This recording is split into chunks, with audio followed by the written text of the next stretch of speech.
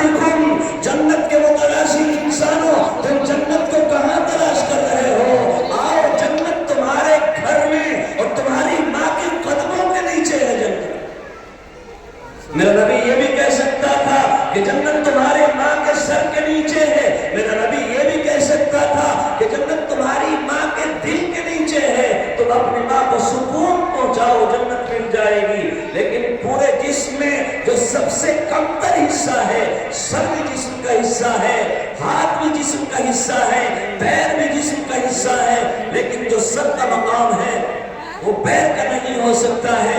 मेरे नबी ने सबसे कमतर हिस्सा जो जिस्म का होता है उसके नीचे मेरा नबी जन्नत को बयान फरमा रहा। क्यों? ऐ माँ तेरी खिदमत ही ऐसी है, ऐ माँ तेरी अजमतों को सलाम। मौत के आगोश में जाकर के सो जाती है माँ, तब कहीं जाकर के थोड़ा सा सुकून पाती है माँ। जब तक माँ की रगों में खून तोड़ रहा है, जब तक माँ की सांसें चल रही है, उस माँ को सुकून नहीं मिलता है।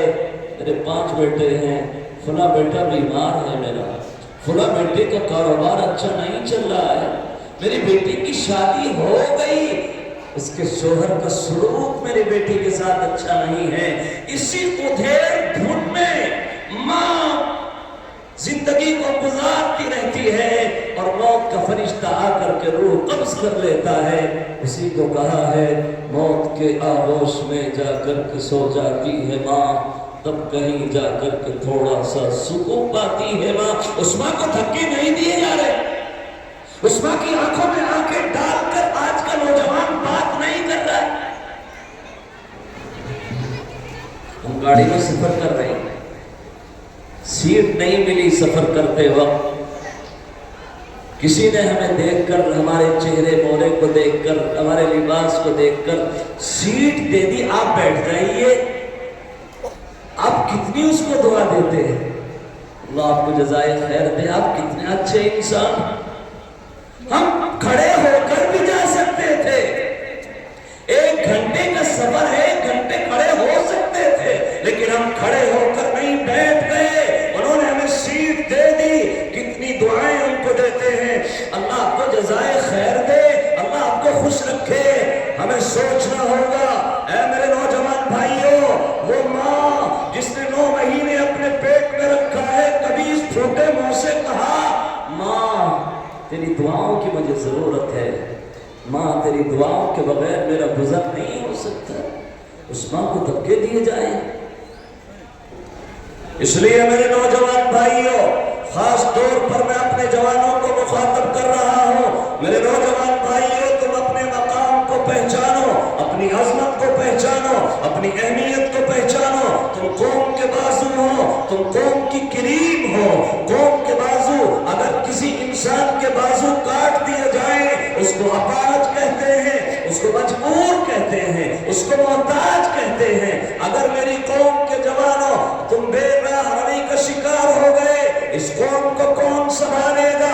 माँ बहनों की इस्मतों और इज्जतों की कौन हिफाजत करे? इसलिए जिम्मेदारों को समझना होगा, कैसे होने चाहिए जिम्मेदार मेरी कौम के, कैसे होना चाहिए मेरा मुआशरा। पैगंबर अलैहिस्सलातु वस्सलाम ने फरमाया, मन रआ मिनकुम मुनकरन फलियुगय्यिरहु बियदिही फइन लम यस्तति फबिलिसानी फइन लम यस्तति फबिक़ल्बी वलैसा वराअ ज़ालिका हब्बतु खर्दलिन मिन ईमान।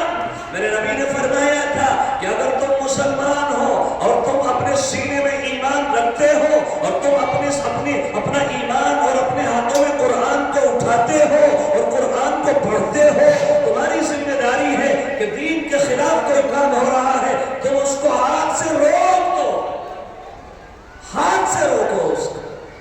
हम ये नहीं होने देंगे यहाँ पर, लेकिन हाथ का इस्तेमाल नहीं कर सकते, इतनी ताकत नहीं।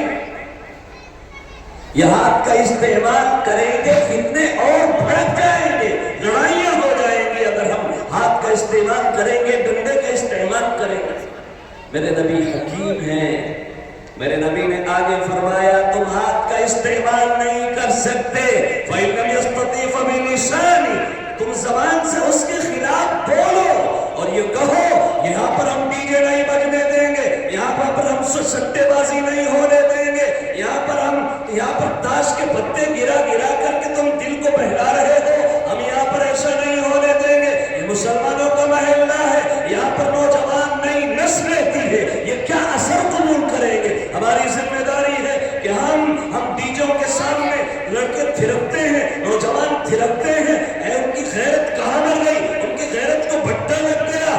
ذمہ داری ہے جوانوں کی، وہ ایسی تنظیم بنائے، وہ ایسا نظام بنائے، ان کے ہاتھوں پر بزرگوں کا، ان کے سروں پر بزرگوں کا ہاتھ ہو، ان کے سروں پر علماء کا ہاتھ ہو، اور وہ یہ کہیں کہ ہم اس محلے میں، یہاں پر مسلمانوں کا محلہ رہتا ہے، یہاں پر علماء رہتے ہیں، یہاں پر مدرسہ ہے، یہاں پر مسجدیں ہیں، یہاں پر پاک دامن عورتیں رہتی ہیں، ہم یہاں پر ڈی جے نہیں بجنے دیں گے، ہم یہاں پر جوئے بازی اور سٹے بازی اور گیم